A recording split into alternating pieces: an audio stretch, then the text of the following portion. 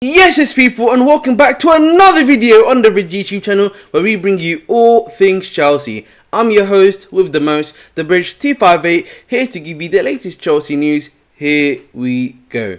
So, before we get started, again, make sure to like, share, subscribe, and if you can, get one of the channel memberships. Always helps out the brother over here, you know what I'm saying? So, we much appreciate it as always. So, let's start with some of the main news, which is breaking news in regards to Ben Chilwell.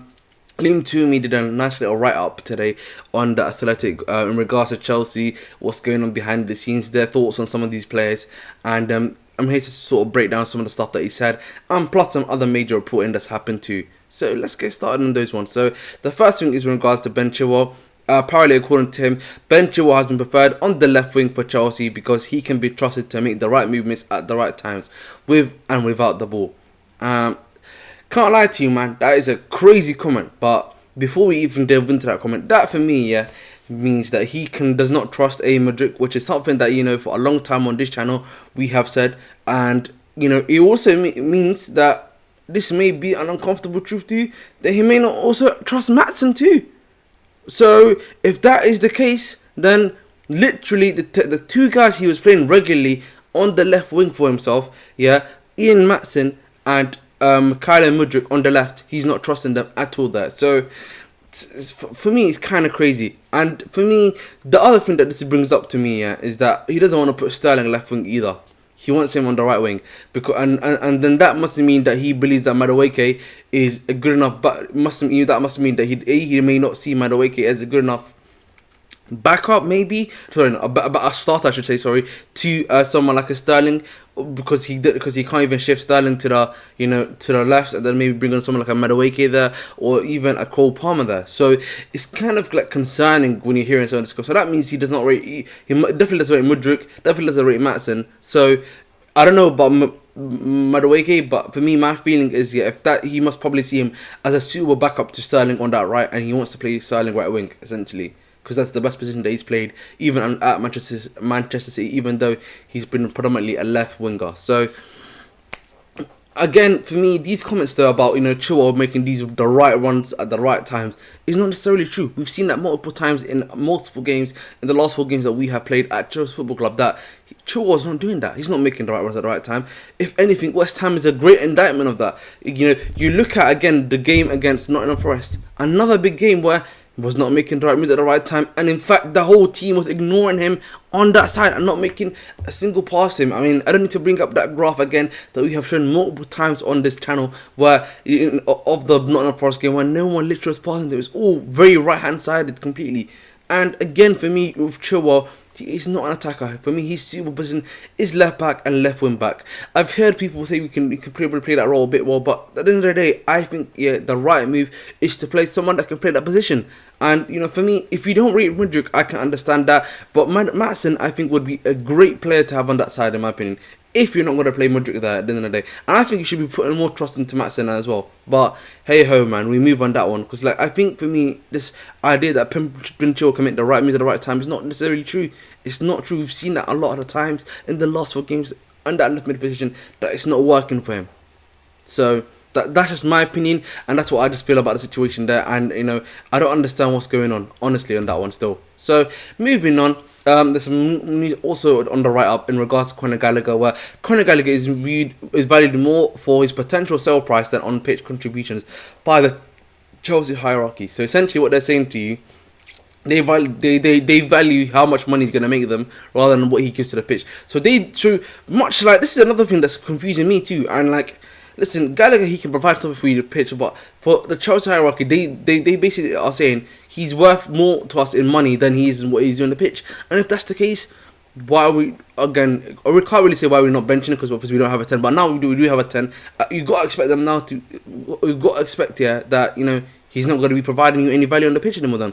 Hold bench. That's what you got to hope so, because at the end of the day though, for me, it's definitely looking like Gallagher was meant to be sold, but either Pochettino has either decided to step in, or they just believe that he's not worth whatever he's producing on the pitch, and that's not a Chelsea standard. So we'll move on that one still, but that's what they believe about Gallagher.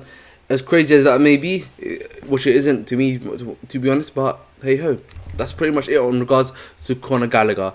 So let's talk about the one of the thumbnail news, and that's on Ivan Toney. So in regards to Ivan Toney, apparently Chelsea are leading the race for Ivan Toney. Honestly, for me, that's just for the Chelsea transfer dopamine rush for people. Honestly, I couldn't listen. If you can get Toney, I'm happy to get Toney. You know, £70 million is not too bad of a deal for him, or 80, something like that, for a guy who has all and play for 6 months too. So I think that's a great deal at the end of the day if that's what we're planning to do.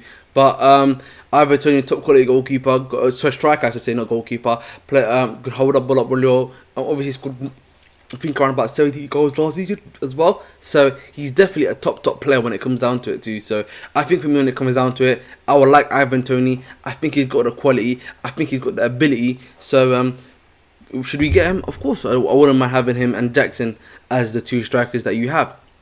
And you know, let's move on quickly. Just bring up that final bit of news, and that is in regards to my boy Trevor Chalobah. Now, the thing is, yeah, Matt Law has come out to say that Trevor Chalobah will not be, you know, put into Exiled on the account. However, there has been another report by Bobby Vincent, which was the main report, which has basically said that Trevor Chalobah has been told he might not play for Chelsea again after rejecting a move to Nottingham Forest. Chelsea looking to sell in January. Chalobah is facing Chelsea Exile after refusing a move away. And Matt Law obviously said that that Chalobah's not been told that he's going to be, you know, what's it called, being exiled or something of that sort. However, I kind of think there is some level of validity to this report, because I'll be honest, man, they're not going to start Chalobah over Disasi. Like, Disasi, they're signing, they've literally brought him in. Disasi's going to start week in, week out, whether people like it or not. And that's just the reality we've got to face there. You know, I know some people may not like Disasi, still think that he's not really produced what they've been hoping for in terms of the RCB that we have been looking for. But in my opinion, when it comes down to Disasi, he's probably going to be starting week in, week out. Chalobah probably going to be told to hold bench. Probably something that him and the hierarchy and the manager probably going to discuss, and they're probably going to be like, Chalobah can hold bench. It's a shame though, because I'm a big fan of Chalobah. It's obviously it's not nice to see what's happening to him, honestly, too, either, because, you know, I don't think he's done anything wrong, honestly. You know, if he wants to stay in 5 ways place, I can only respect that at the end of the day. You know, it's his choice to not go to Nottingham Forest as well. So, like, I get from a club perspective that they need to sell him, but honestly, I don't mind him at the end of the day. That's the thing when it comes down to Trevor Chalobah. So we'll see. I honestly think, you know, with Chalobah, if this is the case and that is what is going to happen, then honestly, it's not looking good, bruv. I'll be real. It's not looking good, bruv, at all. So it's a shame the way that they're letting my boy Chalobah go out, but we move, man. We move. And this is the last bit of news, and this is in regards to Sam C3645, and he's the guy that gives out the the lineups. And according to him, there's a rumor that he's been hearing, a quiet rumor, that both Ian Maatsen and Mark Cucurella could be excluded from the matchday squad for the upcoming fixtures. And that is break crazy news. So that means the club are really trying to force Ian Maatsen A out of the club, and B, they don't want, and they're trying to make sure force Mark Cucurella out of the club, essentially. If they're telling them you're not even going to be part of the matchday squad, so stay home. You know how crazy that is. So, and again, for me, this is crazy, because like, I thought the club rated Ian Maatsen highly. Is this like a tactic for them to force Ian Maatsen to sign that new contract that they want him to? Or is this them trying to say, listen, yeah, if you're not going to sign that contract, essentially you're not going to be playing the football for Ian Maatsen? That's the way I can see it for Ian Maatsen at the very least. And that's not nice at the end of the day, because like, I think, yeah, he's a quality player, he brings potential to the squad. Try to find an amicable way to solve the situation. Because for me, I'm a big fan of Ian Maatsen. I think he has the quality, that ability to play for Chelsea Football Club. You know, I know there's been some random rumours I've been hearing about maybe Man City even being interested in him, and I don't want that to happen. So I want us to solve this contract situation with Ian Maatsen as soon as possible, and I don't feel like him being left out of the matchday squad is going to help or solve any issues, in my opinion. Particularly with the fact that we've got Chilwell at left wing.